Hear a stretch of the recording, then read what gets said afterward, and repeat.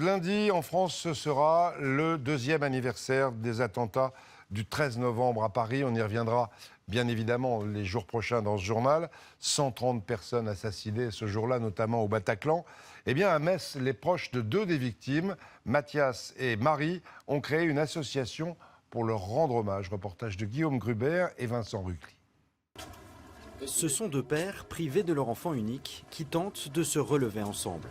Il y a 2 ans, Jean-François perdait son fils, Maurice, lui, perdait sa fille. Le jeune couple était au Bataclan. Depuis, les parents expliquent vivre avec le manque, mais les photos sont un réconfort.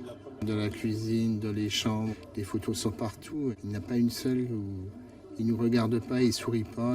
C'est difficile de parler de ses enfants au passé en disant qu'ils sont formidables, mais nous, on préfère en parler au présent. Il nous donne la foi et l'envie de continuer.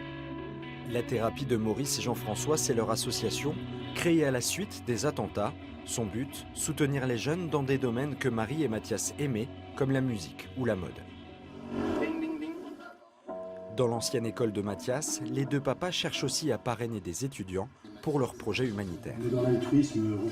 Nous, ça nous permet de perpétuer donc leur image, leur dynamisme.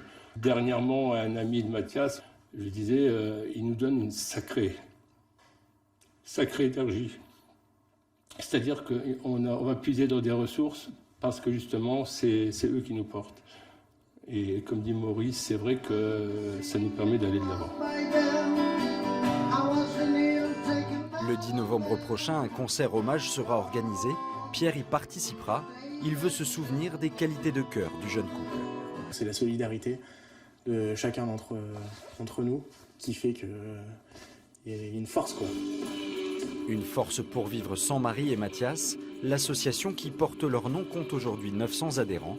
Ils veulent garder bien vivantes les valeurs avec lesquelles cette jeune fille de 23 ans et ce garçon de 22 ans ont réussi à conduire leur vie.